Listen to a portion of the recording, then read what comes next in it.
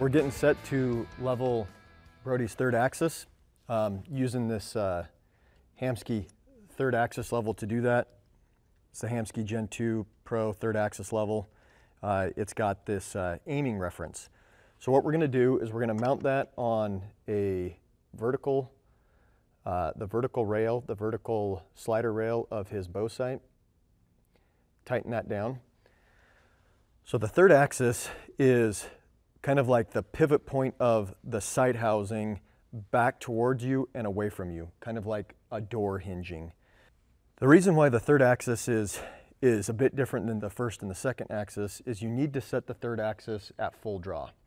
There's a couple of things that make that so.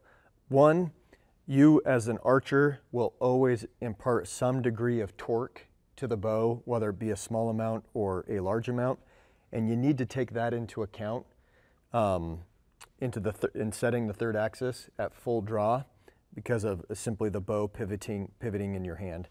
The other is outside of the archer's influence. It's the actual riser.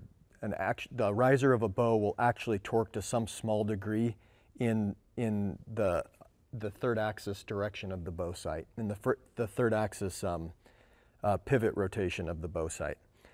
So because of the riser torque and hand torque from you, the archer, you need to set the third axis at full draw.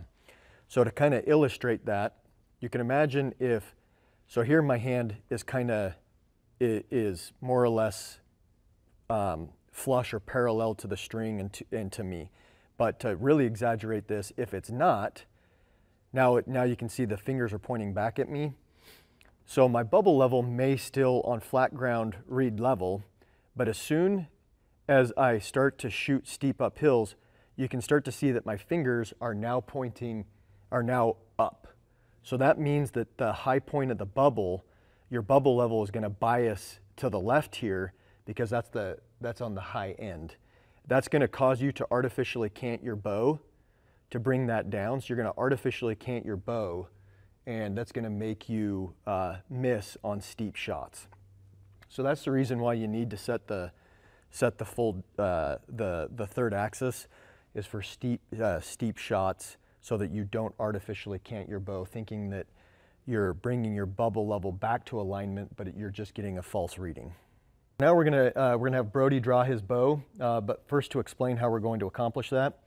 The third axis level from Hamskea has this vertical reference.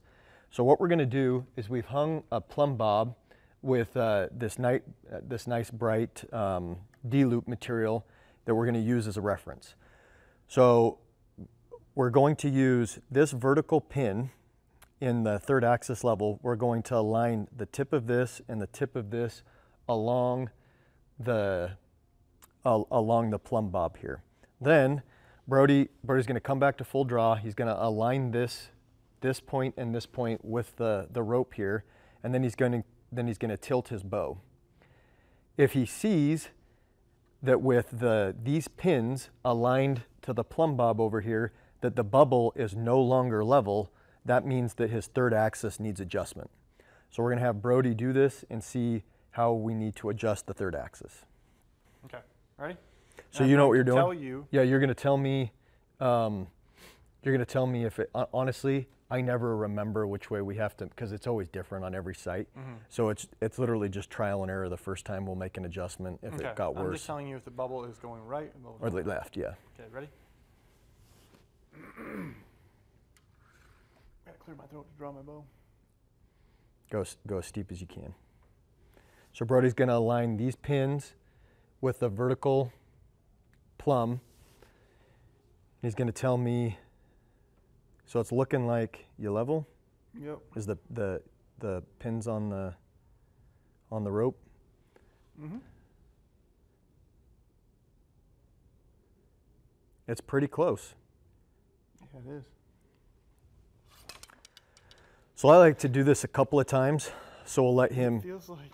We'll let him kind of rest, and we'll look at it one more time. It looks like we may need to make a minor adjustment, and we'll go from there. Okay, ready?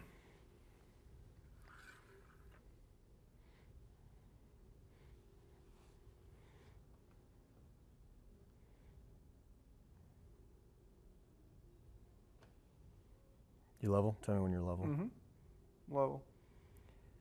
Okay, so it looking like both times in a row now, his bubble is, when he's saying that he's level compared to the plumb bob, his peep is actually kicked, or the bubble in his level is actually kicked out to the left. So that's telling me that we need to adjust his third axis. Okay, so Brody was saying that the bubble was off to the left. So that means that as we were kind of using my fingers as an example, that means that the sight housing was torqued too much towards him. So we need to torque it away from the shooter. In order to do that, we need to loosen this set screw, and we need to tighten this set screw. So we're going to loosen this guy up just a little bit. Little goes a long way. We'll go in, there we go.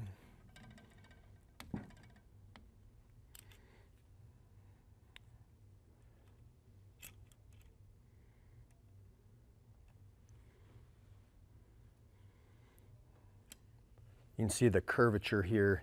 This piece the piece behind it has some curvature, so that as you loosen and tighten these set screws, it'll kind of pivot around that curvature. This is this is the most robust third axis adjustment in the industry. Both of these set screws, once you get it set, will lock down, and it's almost impossible for this third axis to get bumped out in the field. Other third axis levels typically other sights have third axis levels that are back here on the sidearm. The reason why those are bad is because there's a large lever arm, if you will, to go. If the front of your sight gets bumped, there's a lot of force that's applied back here where that pivot point is from the third axis. And the way sights get bumped, like this or like this, that's in the direction of the sight's third axis. So the third axis mechanisms that are back here that kind of just have a set screw up on top that hold it from friction are not very good. They can get bumped out in the field very easily.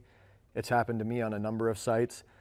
So that's one reason why I really love the Spott Hogg sight, because of the rigidity and robustness of the third axis lockdown here. It's basically bump proof, if you will.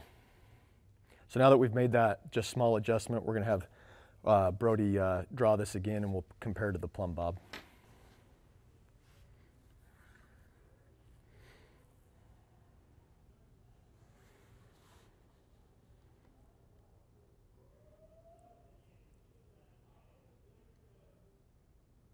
God, it's like perfect.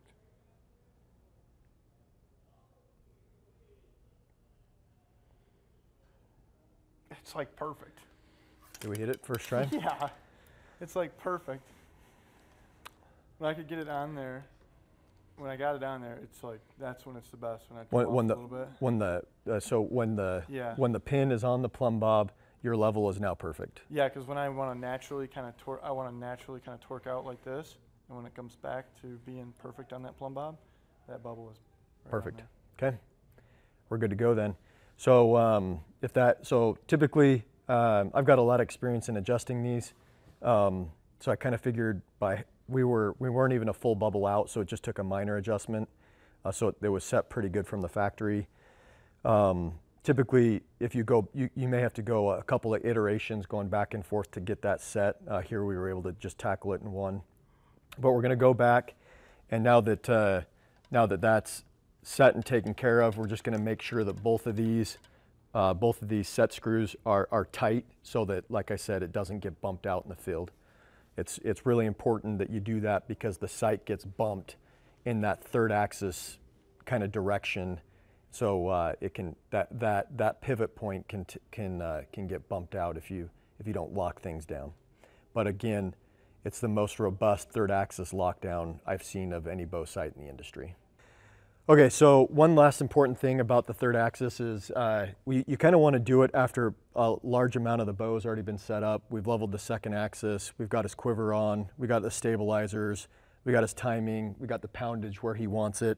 The reason for that is, like I was saying, you impart, the bow will pivot in your hand differently taking into account all of those things. So you want the bow to be pretty close to what you intend to hunt with when you set the third axis.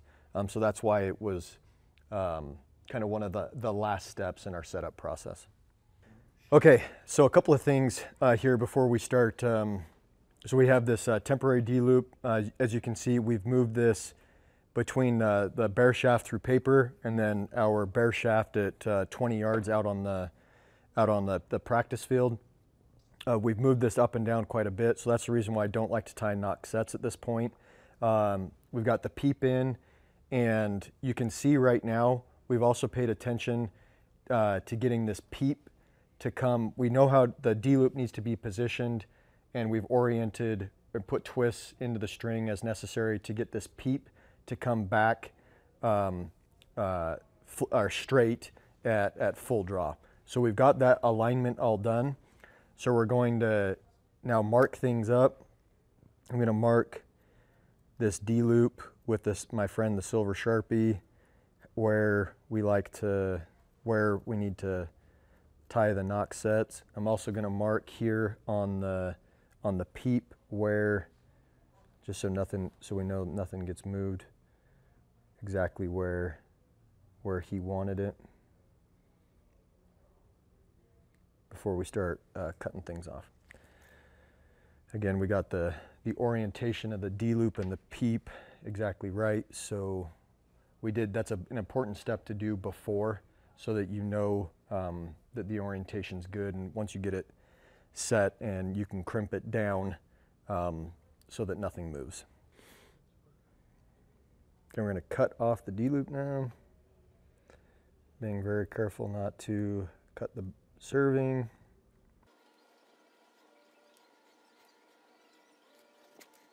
Okay, I got that silver mark in there now. Got the BCY 3D as my serving choice, my preferred serving choice for the knock set points. So I like to start with a pretty generous amount. I don't know, like 2 feet. That was probably 2.5, 3 feet. I'm going to cut this there. So what I'm going to do is I'm going to come up and I'm going to do a double overhand knot.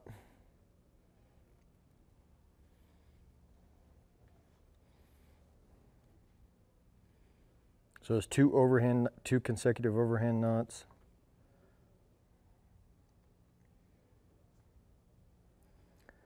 I'm going to snug that down. Those knots facing up towards me.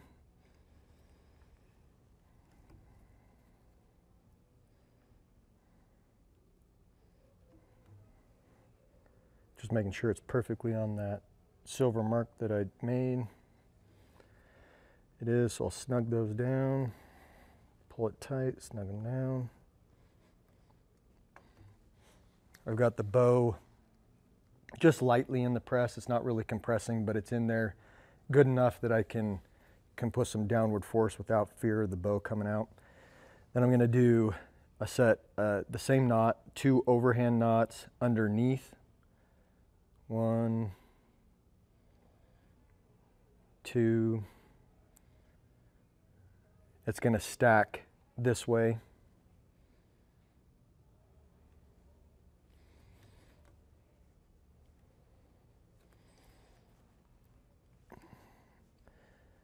So that completes kind of one set of these knots, which consists of the top knot and the bottom knot. After that's set, what I like to do is grab at the arrow, mostly the knock. This is what I'm really looking for. I'll put that on there, and I'll kind of make sure that that's coming again flush, you know, that it's not sitting at a weird angle, that it's sitting flush on that knock. So kind of put some pressure from the knock to get that to sit flush. And it is sitting pretty flush. Okay, so take that off. So we're gonna repeat that 2 more times. So there's three groups of the over-under knots. So again, 1, 2. I'm going to cinch that down.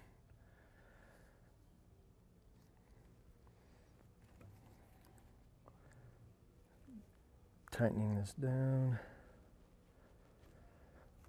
Finishing this set with the same double overhand knot on the bottom. And again, the reason why I like to use knock set points is they eliminate any possibility of knock pinch. So the D loop, if it was just, you just tied a D loop, you can get some impact from knock pinch. So once we get these knock set points tied in, we'll verify that that there was no knock pinch. But honestly, the bigger reason is tying in two knock set points. If anything ever happens to your D loop,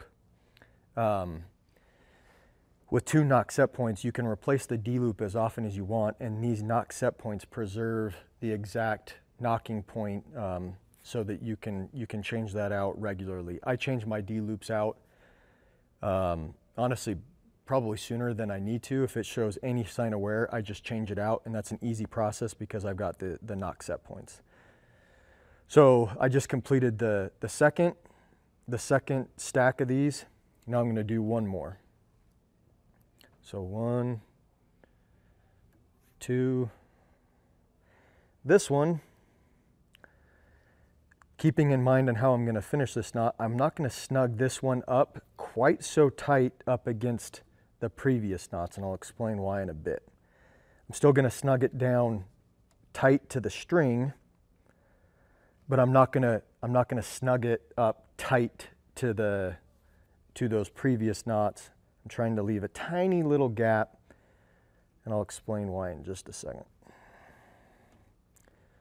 Okay, so it's tight to the string, but it's not necessarily tight to the more forward one. So I'm going to finish this one on the bottom. 1, 2.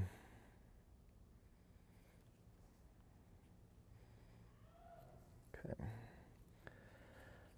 So I'm going to tighten that down, pull up on it. Okay, so to finish this, so now we got our 2 tag ends on the bottom. What I'm going to do is I'm going to come up and I'm going to slide that little gap that I left there. I'm going to tie a square knot, and I want this single strand to come up, and I want it to settle in that gap that I left.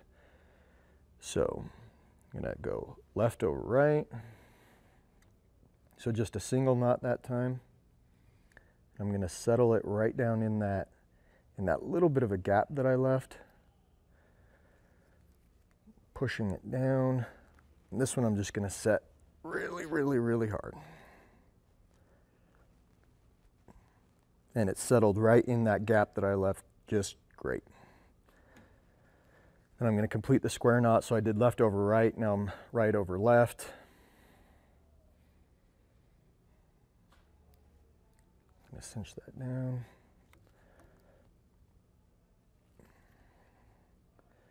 Tight as can be, just like that.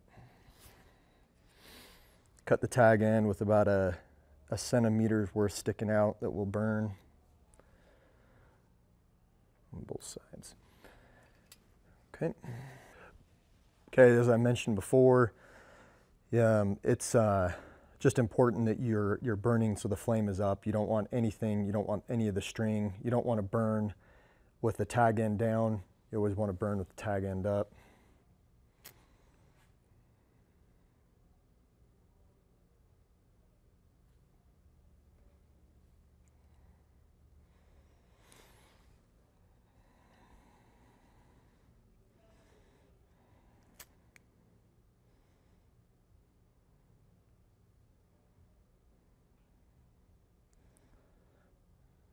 That burned great. Okay, so that's the first knock set point. Same thing on the bottom. I'll do the 3 stacks. I'll kind of start with about, I don't know, 2.5 feet of serving material. Okay, so this first knot where I'm going to set down somewhat tight.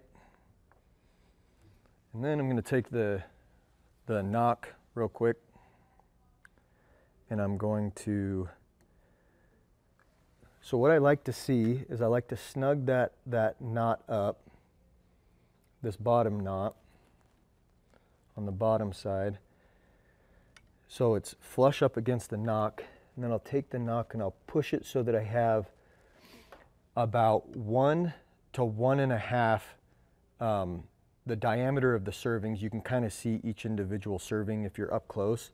I like it so that there's about 1 to 1.5 little serving diameter gap between the knock and the knock set point. So that's the gap. So when these get finished up, you basically have a serving to a serving and a half diameter gap between the knock and the knock set points. So now that we've got the gap defined, the position defined, I'm going to just repeat the exact same stacks that I did on top for a total of 3 stacks down the bottom. So we got the 2 knock set points tied in. You can see them there. So you can see the space that I like once they're finished. You can see the little bit of play, not a lot, about a serving to a serving and a half diameter there, just a little bit of play. So that's to eliminate knock pinch when you come at full draw. That's gonna be at an angle because of at full draw, and that will eliminate or help eliminate knock pinch, that little bit of play. Now we're gonna tie the D-loop the exact same way that we showed earlier. So I'm going to do that now and we'll show the finished product. Okay, so just finishing up tying this D-loop. I used the exact same method that we showed previous, just getting it tightened down. The difference now is we've got the knock set points to make that knocking point permanent. So there's the finished D-loop. Like I said before, top knot, I generally tie it top knot in towards the riser, bottom knot away from the riser. And as long as the knots or the burns are alternating, you're good to go. Now we're gonna work on tying the peep. Now this is a kind of a more modern tie method. If many of you follow me on social media, you'll see that I use a rather robust tying method to tie in the peep. Okay, we're gonna work on tying in the peep. We got the D-loop and the knock sets tied exactly how we want. Now we're gonna tie in the peep. Brody and I got this peep lined out for him exactly where he wanted it to be, have great alignment at 60 yards. We've marked the peep, and now I'm gonna start the tie-in. So the tie-in's gonna start with a double overhand knot, like that. Before I cinch it down, I'm gonna rotate that towards the bottom.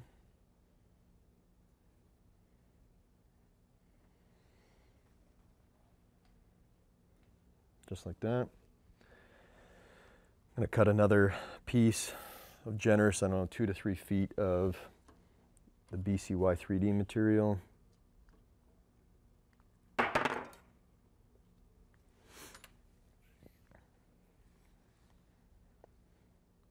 Same thing.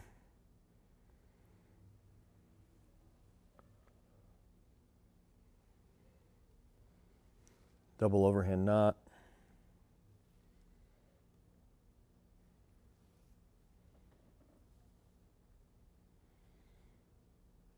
So just like that. Okay, so these tag ends,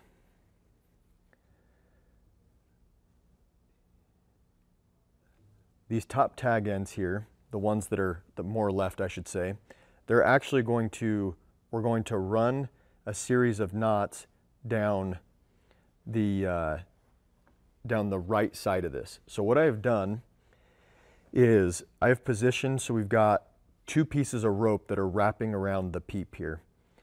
I want this set on the far left, and I've got down the peep track, it's on the left-hand side of the peep track, And then I've got this set on the right that's on the right-hand side of the peep track.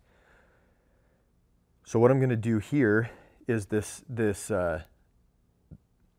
strings that are on the left-hand side of the peep track are going to come down and tie down these two down on the right side, and conversely, this bottom set is going to track up this way.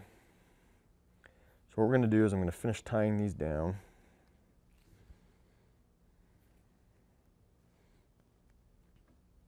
I'm just getting them really tight.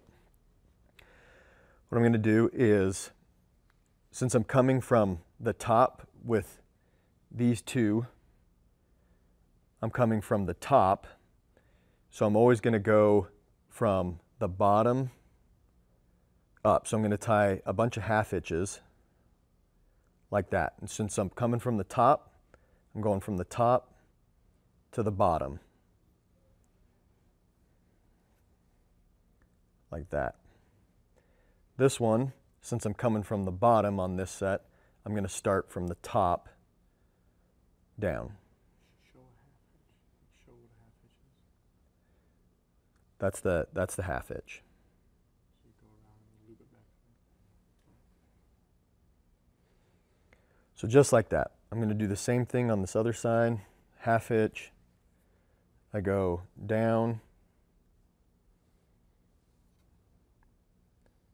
and then I pass that tag in through the loop, just like that.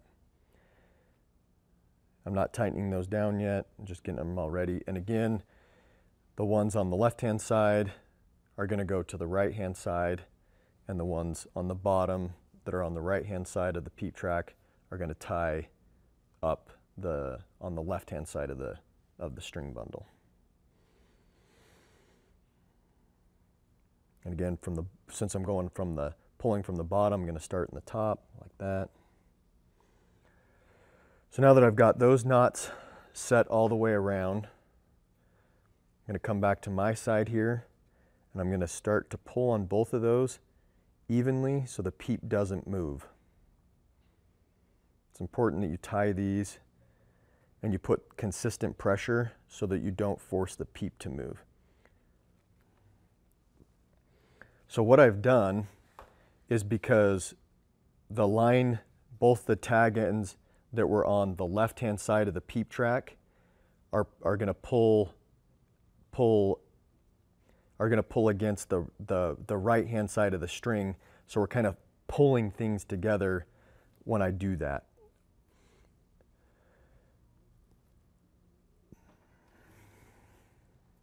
So this string is pulling these tight, and this string is pulling tight from that direction, if that makes sense.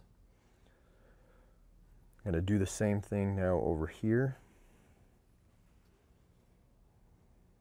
I'm going to cinch these down slowly with even pressure. So they're pulling opposite.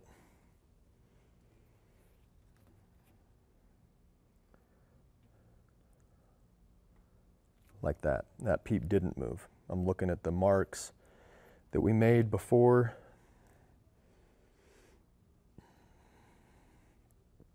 So just like that. So now I'm going to proceed with doing another set of half hitches. So again, the string that was coming from the bottom is always going to go to the top.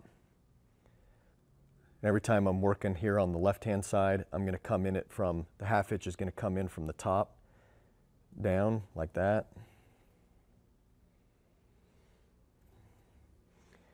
And on this bottom side, the half hitches are always going to come in from the bottom.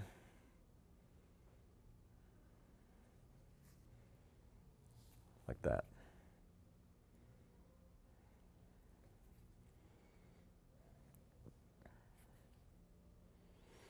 Okay, I'm going to do one more set. Again, the top side, coming in from the top down. Bottom side, coming from the bottom up. Okay, so I've done two around. So what I'm going to do is, after I've done those two, I'm going to really pull on them tight. Pull everything together.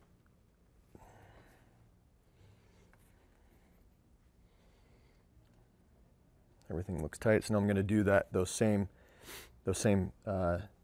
half hitches on the underside. Again, I'm working on the bottom side. So on the bottom side, I'm always coming from the bottom up, just like that. That's one. Bottom up.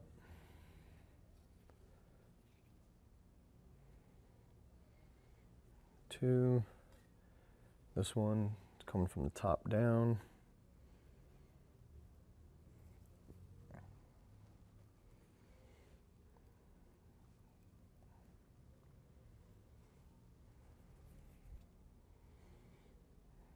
Okay, so now that I've tied those half hitches, get them in position, I'm going to pull them tight against each other. So I'm constantly, once I've done a couple of half hitches, I'm pulling them tight against each other like that. So you're locking since you're pulling, since the tag ends that were up here, I'm tying down this way, and the tag ends that were down here, I'm pulling up this way. Every time I pull that tight, I'm being consistent and pulling everything together.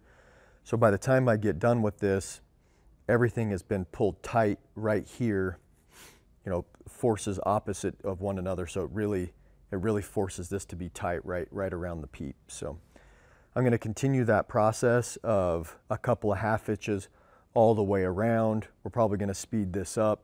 It's going to be the same exact process. Anytime I'm working on knots on this bottom side, I'm coming up from the bottom up.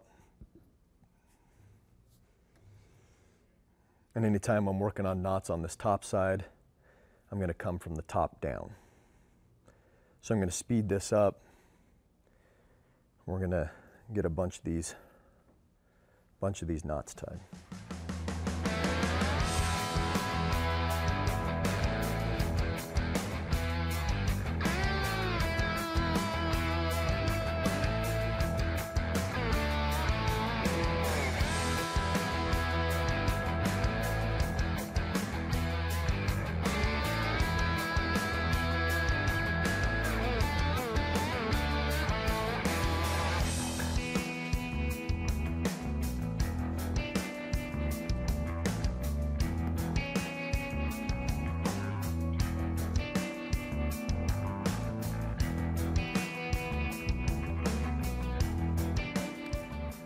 Okay, so at this point, you can see that I have an even number of knots, and the knots are have come to the edge of the peep here on all sides, so they're all equal. Same number of knots on both sides. After the initial couple, I've proceeded to do 8 knots down every side, just like that. I'm basically now to the edge of the peep with those knots, so I'm going to proceed and probably do 4 more knots as all the way around to kind of get those knots out and away the peep and extending a little past that. So probably 4 more knots all the way around, and she'll probably be done at that point. Okay, so he's really zoomed in on these last few, so really illustrate how I'm tying these knots. Again, on the bottom set, I'm coming up from the bottom. And then I'm coming over down through that hole. That's the half hitch. So I'm going to do 4 more of those all the way around. I like to do them in batches of 2. So again, from the bottom, up, down, just like that. Can you see that? Can you see the serving when he's coming around, or is it? On the top, again, on the top side, I'm coming down from the top down, so the same knot. Top down on that second knot.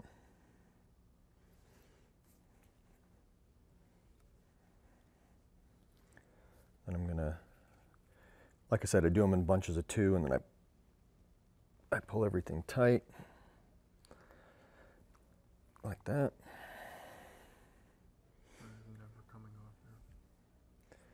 Brody just made the comment, this peep is never coming off, and that is true. We could tow a truck from this peep and it wouldn't move. That's extremely important because once you get this peep set, you do not want it to move. If this peep moves, you'll have vertical accuracy problems, and it's just very important that the peep doesn't move. And the other benefit is when you tie in a peep like this, you'll see that the rotation has never changed relative to the D loop. If you do the method where you kind of back serve down here and you back serve down here and you use one continuous strand, you back serve, use one continuous strand, you come down here, you do some loops, and then you back serve down this. That will pinch the string down, the string material around the peep, so you end up getting a rotation effect, so the peep doesn't sit in the same position as it sat before you started tying it. When you tie it like this, the peep doesn't change position, so it always stays in the same relationship with the D loop, which is really nice. So I did two knots. I'm going to finish with 2 more, and then this side will probably be done, and I'll pull it tight. So again, top side, I go from the bottom down.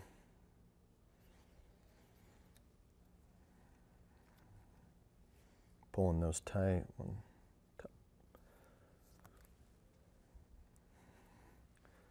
Finish the 2, so the bottom side, I go from the bottom up.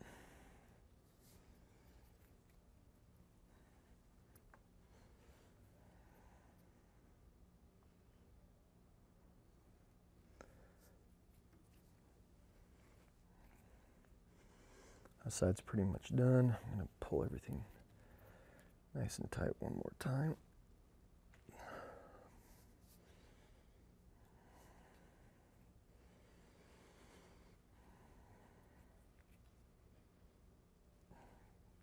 Okay, then I'm going to do 2 sets of 2 on this back side. Okay, so top side again, bottom, or from top down.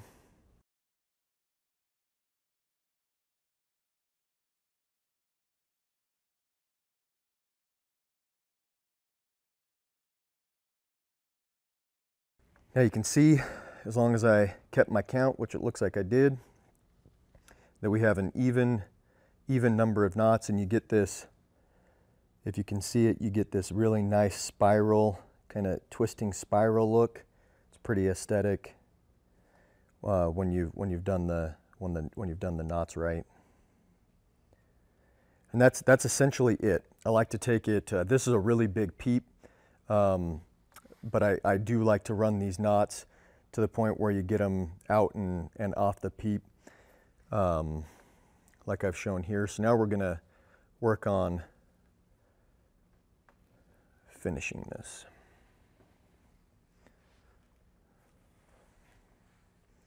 Okay, so what we need to do, now that we've pull it tight one more time off this side, we're going to cut the tag ends, like I showed previously, about 1 centimeter away.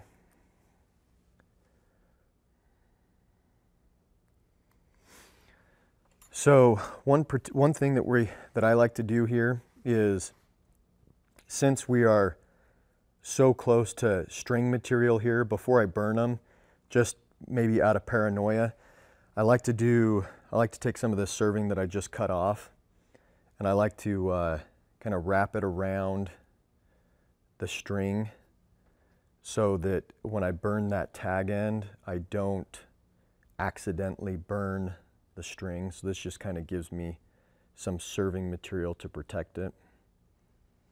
So I'll kind of just wrap it around. Doesn't matter really how you do it. This is totally not necessary, but it's just a safety precaution. So now you can see that in and around the vicinity of me burning this tag end, there is no string material exposed. So take my lighter. Where did I put the lighter? Lighter's over here from the D loop. So again, I'm going to burn the knot so nothing is above it.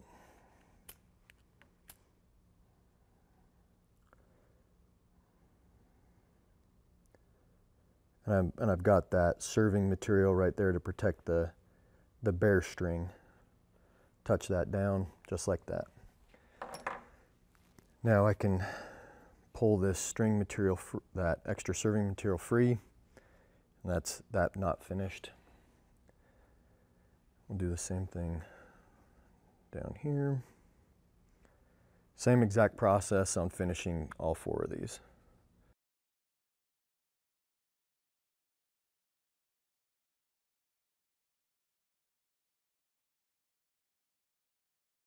Although it seems like overkill, I really think it's worth taking the extra precaution when you tie your peep like this to wrap this serving around like I'm doing.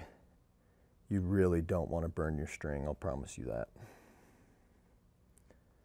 It's not that complicated nor hard to just take some precautions.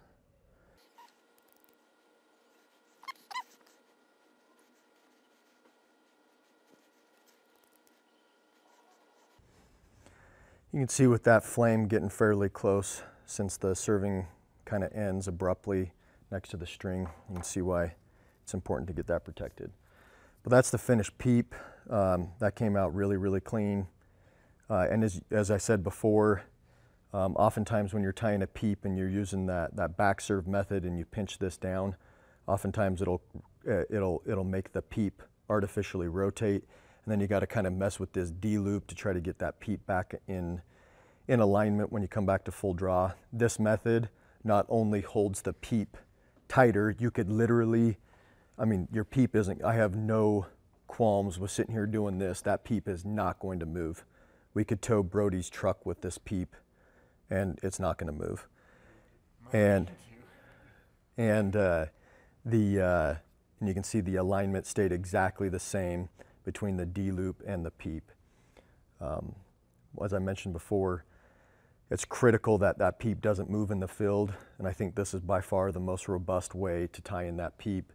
You also have the other benefit of having serving material protect the string material. You know, most peeps these days don't have hard edges, they're made well, but in the event that you did have a peep with a burr or a hard edge, that serving material is going to be there to protect the string material in case that happened. Okay, so I'm assuming you've never had a peep tied in that way? No, no. Other than looking pretty jazzy, it's yeah, I've always just had a peep tied in, you know, a couple over the top, you know, around here, around there. And it kind of all sandwiches together, Yeah, and then the peep twist, and you have to jack with your D loop. D You loop. pull your D loop. Your D loop. Yeah, one way or another. Looking like this. Yeah. And then you gotta jack with the string. You gotta rotate the string. Yeah. That's why the peep tie-in. That's why we got everything lined out with just the D loop without the knock sets. We got that fully manipulated. We got your peep pipe set with just a generic tie-in. We marked everything, and then we came back and we you know, cemented them down, for lack of a better term. Yeah, I think the last 2 bows I've had my peep set. So every time before I would shoot, I would have to rotate my peep real quick. It was almost like a part of my shot process.